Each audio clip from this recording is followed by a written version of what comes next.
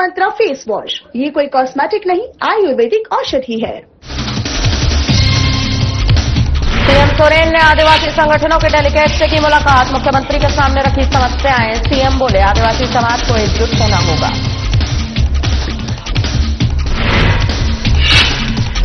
CM Hemant Soren का औचक निरीक्षण। आवागमन नागरिक सुविधाओं पर सीएम का विशेष ध्यान। प्रशासनिक सक्रियता की दिखी झलक।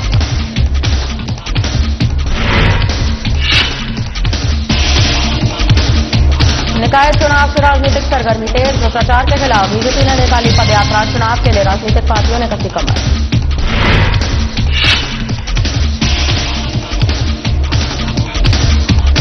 धान अधिप्राप्ति को लेकर डीएसओ की प्रेस वार्ता। 15 दिसंबर से शुरू होगी धान खरीद प्रक्रिया। किसानों को राहत देने की पूरी तैयारी।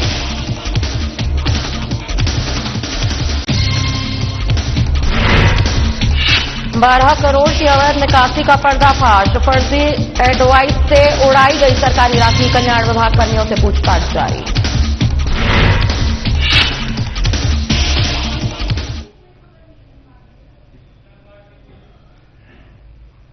नमस्कार, मैं आश्रुति वोहरा एक बार फिर आपका स्वागत करते हैं हमारे इस खास बुलेटिन में। शुरुआत करेंगे बड़ी खबरों के साथ। बीजेपी प्रदेश उपाध्यक्ष और पूर्व मंत्री भानु प्रताप शाही जामताड़ा पहुंचे, जहां निर्धारित कार्यक्रम के तहत बीजेपी कार्यालय में मंडल अध्यक्ष और प्रतिनिधि चयन को लेकर बैठक आयोजित की गई। इस दौरान उन्होंने झारखंड सरकार के स्वास्थ्य मंत्री डॉक्टर इरफान अंसारी पर गंभीर आरोप लगाए। कहा कि इरफान अंसारी के स्वास्थ्य मंत्री बनने के बाद बांग्लादेशी घुसपैठियों के जन्म प्रमाण पत्र तेजी से बनाए जा रहे हैं। आने वाले समय में जामताड़ा में एसआईआर, एनआरसी और सीएए लागू किया जाएगा। शाही ने कहा कि 1-2 महीने में एसआईआर और अप्रैल में सीएए लागू होगा और विवाद चाहे जितना भी हो, एनआरसी भी लागू किया जाएगा। उन्होंने आरोप लगाया कि जामताड़ा, मधुपुर और पाकुड़ जैसी विधानसभा क्षेत्रों में 40 से 50 हजार फर्जी वोटर कार्ड, राशन कार्ड और आधार कार्ड बनाए गए हैं।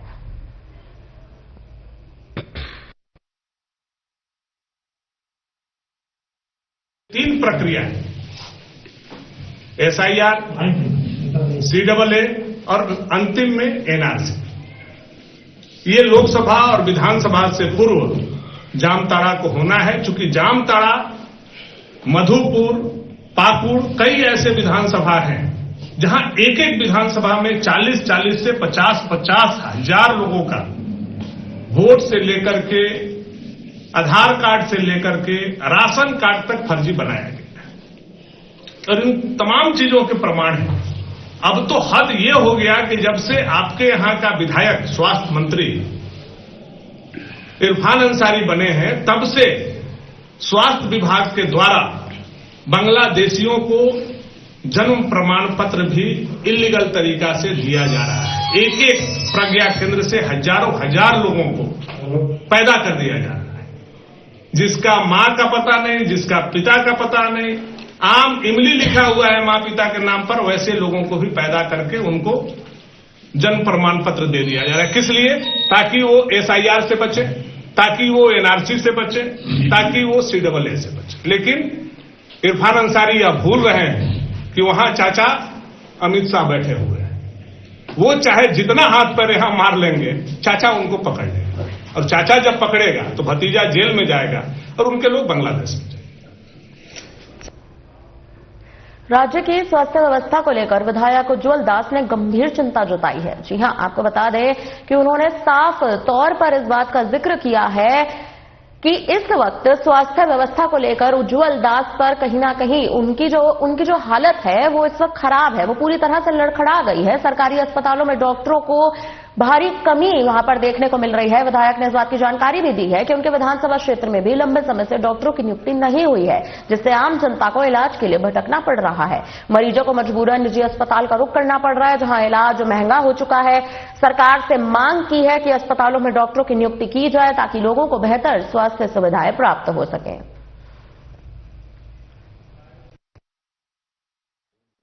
तो झारखंड में ही उन्हें करवानी चाहिए,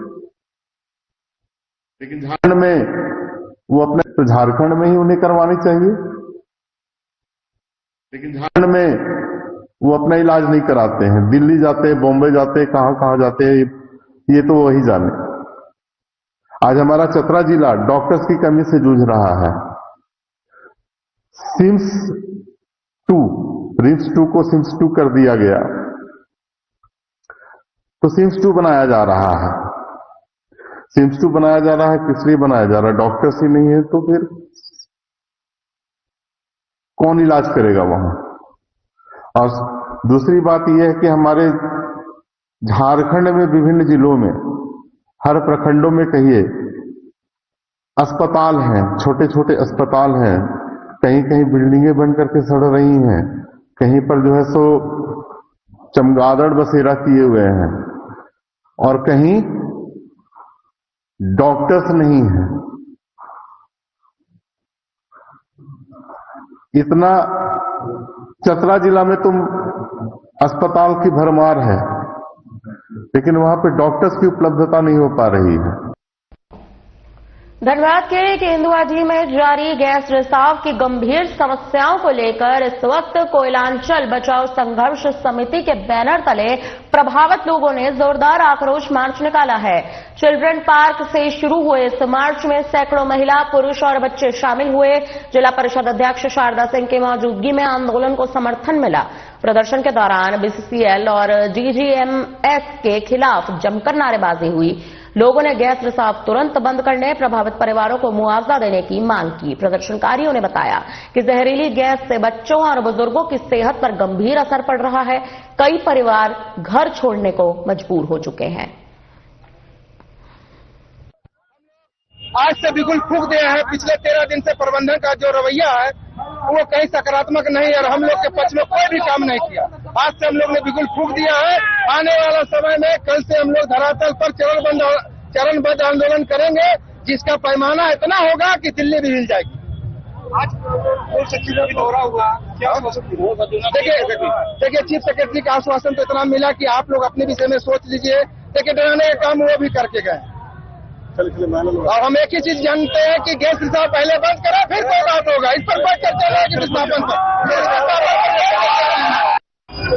सबसे पहले आप सभी मीडिया साथियों को धन्यवाद देना चाहता हूँ कि आप लोग 11 दिन तक से ज्यादा दिन से आप लोग इस कवरेज को पूरे देश को दिखाने का काम कर रहे हैं। आज के इस आक्रोश रैली से बीसीसीएल के सारे उच्च अधिकारियों को समझ में आ जाएगा कि जनता यहाँ से हटने वाली नहीं है, जनता डट के रहने वाली है। और आज यहाँ पर जिस सीएम को बुलाया गया है, मेहता साहब को, इसके पहले वो बहुत सारे करप्शन करके भागे थे और फिर वो यहाँ आए हैं, इस क्षेत्र को पूरा बर्बाद करके रख देंगे। लेकिन हम आज आपके माध्यम से ये बताना चाहते हैं कि काशी और केंदुआ करके इन पुस्तक ये भगवान त्रिशूल के ऊपर बचा है। इसे हिलाने का प्रयास अगर करेगा तो इसका परिणाम किसी को झेल नहीं पाएगा। यहाँ पर रुकते हैं एक छोटे से ब्रेक के लिए, जल्द लौटेंगे बड़ी खबरों के साथ।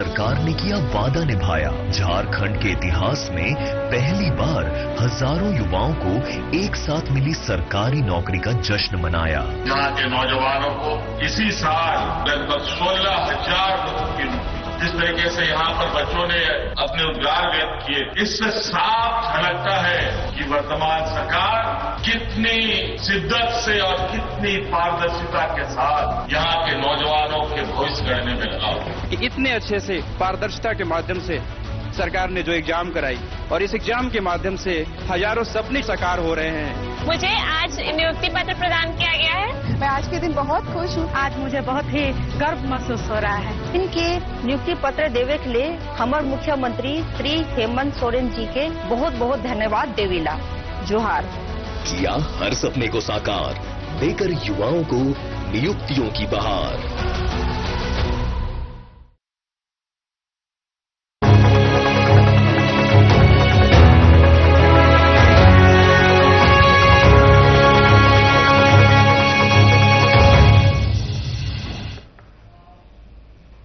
ब्रेक के बाद एक बार फिर आपका स्वागत है। बढ़ते हैं खबरों में आगे। समाहरणालय स्थित सभागार में धान क्रय कार्य की शुरुआत को लेकर अहम बैठक आयोजित की गई। इस बैठक में सभी संबंधित पैक्स संचालक, भारतीय खाद्य निगम के प्रतिनिधि उपस्थित रहे। बैठक का उद्देश्य आगामी धान क्रय सत्र को सुचारू, पारदर्शी और किसान हितैषी बनाना रहा। बैठक के दौरान उपायुक्त ने धान क्रय के लिए चिन्हित पैक्सों को सख्त निर्देश देते हुए कहा कि धान क्रय के दौरान किसानों के साथ अच्छा व्यवहार किया जाए। पैक्स संचालक धैर्य के साथ धान की खरीदारी करें। धान अधिप्राप्ति को लेकर के हम लोगों ने अभी यहाँ पर एक वर्कशॉप किया है, राज्य स्तरीय वर्कशॉप भी होने वाला है।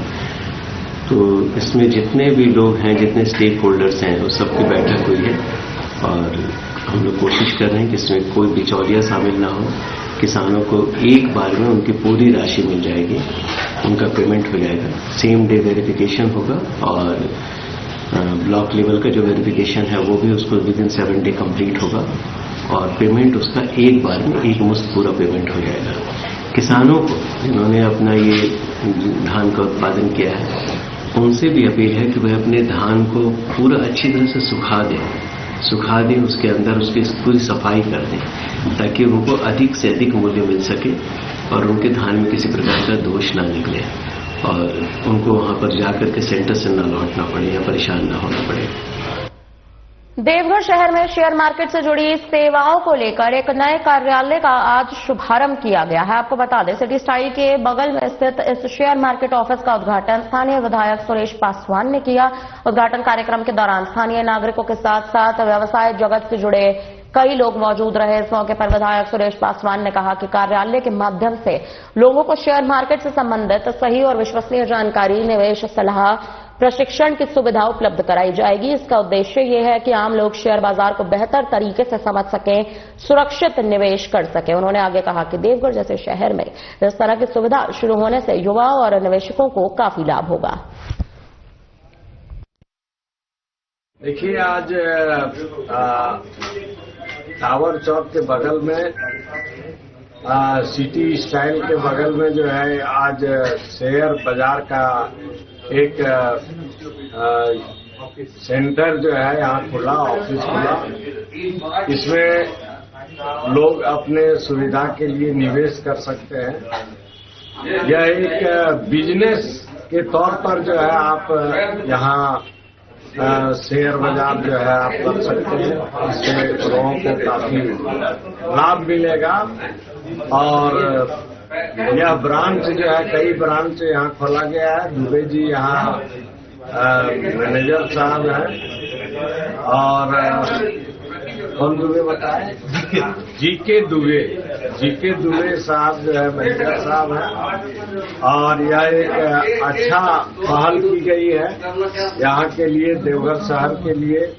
यहाँ लोग आएंगे, अपना निवेश करेंगे और इससे लोगों को लाभ मिलेगा। एक शेयर मार्केट कंपनी जिसका ऑर्गेनाइजेशन का नाम है price equity broking private limited, जिसके मैनेजिंग डायरेक्टर हुए मिस्टर कमल कोतवाल। ये मुंबई बेस्ड कंपनी है जिसकी एक शाखा यहाँ पे देवघर में आज मिसल लगाता है। लोगों को से क्या फायदा होगा? लोगों को निवेश के रास्ते खुलेंगे, डीमेट अकाउंट ओपन किया जाएगा और आप वेल्थ में भी इन्वेस्ट कर सकते हैं। शेयर के रिगार्डिंग आप इन्वेस्ट कर सकते हैं, ट्रेड कर सकते हैं। आप यहाँ से इंश्योरेंस में भी बाई कर सकते हैं। मेरा नाम जीके दुबे हुआ और इस कंपनी में मैं कलेक्टर मैनेजर के तौर पे कार्यरत हूँ और मेरा सीटिंग रीजन से। सर, इसके कितने ब्रांचेज हैं यहाँ पे अभी पूरे झारखंड में? अभी इसके 5 ब्रांचेज रन कर रहे हैं, जमशेदपुर, रांची, बोकारो, धनबाद और ये नया ऑनबोर्डिंग हुआ है। सर, इस शेयर मार्केट में किस तरह की प्लानिंग दी जाती है और क्या क्या जो है? देखिए, इसमें आप 2 तरीके से इन्वेस्ट कर सकते हैं। एक तो डिलीवरी बेस पे और एक इंट्राडे बेस पे आप ट्रेडिंग कर सकते हैं और डिलीवरी बेस पे आप निवेश कर सकते हैं, जिसमें लगभग आपको रिटर्न होने का अच्छा चांस रहता है। अगर डिलीवरी बेस पे हम निवेश कर रहे हैं तो 15 से 20% तक अगर आपका पोर्टफोलियो है अच्छा है तो उसमें रिटर्न मिल सकता है। फिलहाल यहाँ रुकते हैं एक छोटे से ब्रेक के लिए, जल्द लौटेंगे बड़ी खबरों के साथ।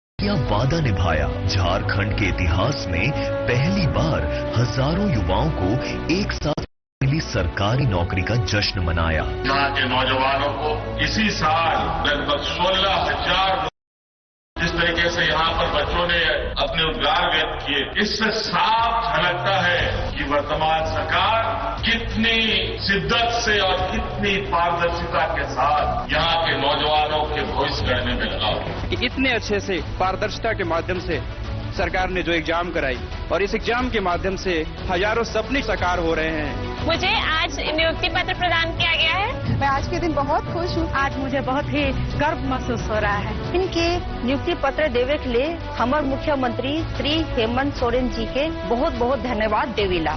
जोहार। किया हर सपने को साकार, देकर युवाओं को नियुक्तियों की बहार।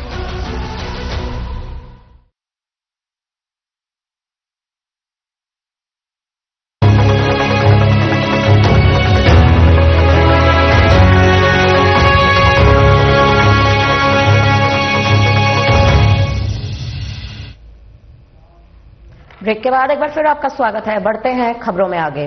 चतरा में ठंड अपना रंग जमाने लगी है। इसका अंदाजा लुढ़कते पारा को देखते साफ तौर पर लगाया जा सकता है। आपको बताते चले 4-5 दिन पहले जो पारा 12 डिग्री से लेकर 13 डिग्री हुआ करता था, वो अब गिरकर 8 डिग्री पर पहुंच गया है। कनकनी इतनी बढ़ चुकी है कि शाम होते ही बाजारों में सन्नाटा पसरने लग जाता है। ये ठंड स्कूल जाने वाले बच्चों के लिए मुसीबत बन गई है। वहीं ठंड बढ़ जाने से रोजमर्रा की दुकानें भी तय समय से पहले बंद हो रही हैं। प्रशासन से अलाव की व्यवस्था जल्द से जल्द कराने की अपील की गई है ताकि आमजन को राहत मिल सके।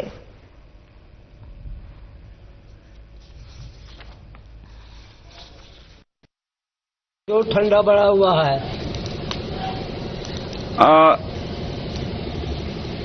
के मामला में जितना ठंडा बढ़ गया है, ठंडा से बढ़ करके कनकनी है, तो कनकनी बर्दाश्त से बाहर आदमी को लग रहा, इसलिए हम लोग किसी तरह से लकड़ी में झूरी झाड़ी में चुन चान करके व्यवस्था लहरी बार करके कर रहे हैं, अपना ड्यूटी कर रहे हैं और टाइम है। और दूसरा में कि कोई यहाँ किसी को बड़ा बड़ा अफसर या प्रशासन को कोई ध्यान नहीं है कि इस ठंडा के व्यवस्था किया जाए।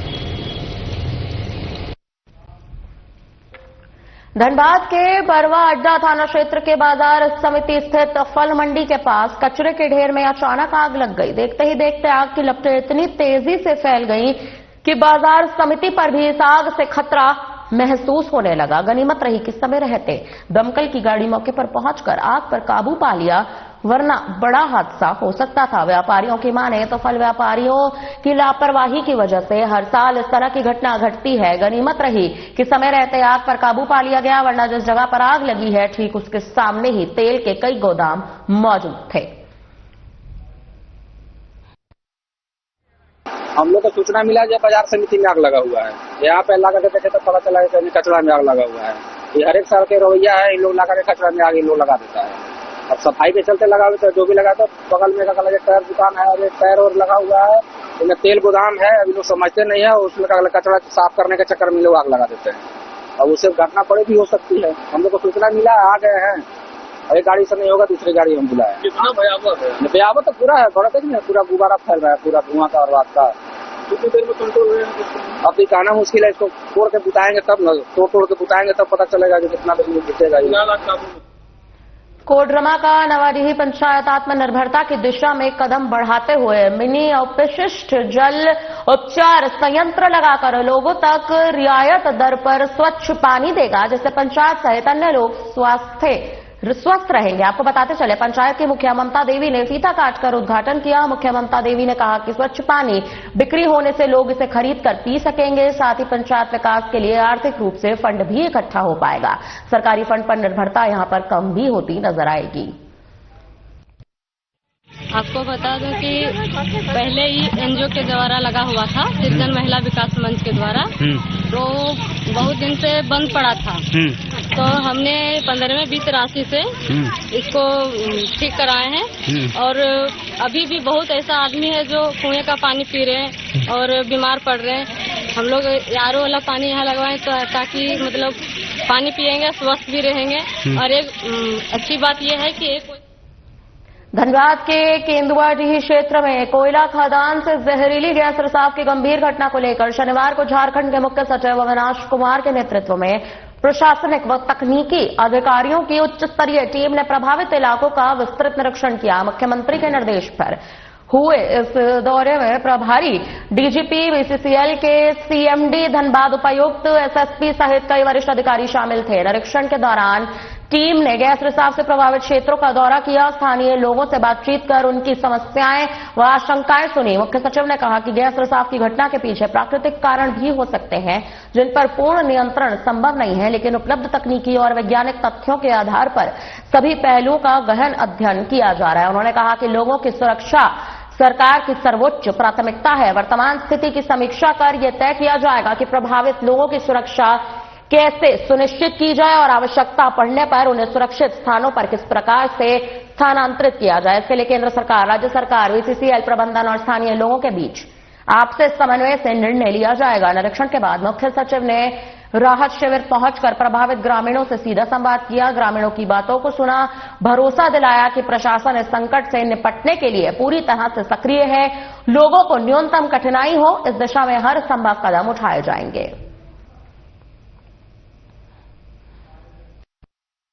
आप ही लोग स्थिर हो जाइए। हो गया मोबाइल पीछे कीजिएगा।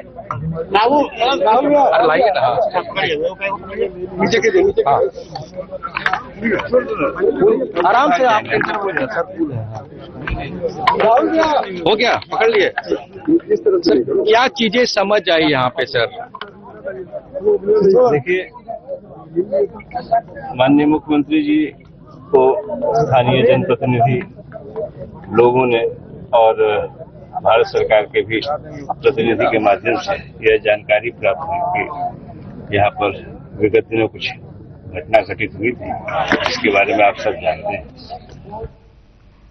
धनबाद के बैलगाड़ियां टाउनशिप में झारखंड के मुख्य सचिव अविनाश कुमार के नेतृत्व में प्रशासनिक एवं तकनीकी अधिकारियों की एक उच्च स्तरीय टीम ने क्षेत्र का व्यापक निरीक्षण किया। मुख्यमंत्री के निर्देश पर किए गए इस दौरे में प्रभारी डीजीपी दास मिश्रा, बीसीसीएल के सीएमडी धनबाद के उपायुक्त और पुलिस अधीक्षक सहित कई वरिष्ठ अधिकारी उपस्थित रहे थे। निरीक्षण के दौरान टीम ने बैलगाड़ियां टाउनशिप के मौजूदा हालात का जायजा लिया, पुनर्वास नीति के अंतर्गत संचालित विकास योजनाओं की गहन समीक्षा की। अधिकारियों ने क्षेत्र में चल रहे कार्यों की प्रगति, सुरक्षा इंतजामों और भविष्य की आवश्यकताओं पर विस्तार से चर्चा की। हमको लगता है कि हमारे साथ साथ आप सब इस बात के सहमत होंगे कि कोई आदमी शिफ्ट नहीं होना चाहता है, कोई भी आदमी शिफ्ट नहीं होना चाहता है। न्यूटन भी कहा था कि जो जैसा है वैसा ही रहेगा जब तक कि कोई बाहरी शक्ति नहीं।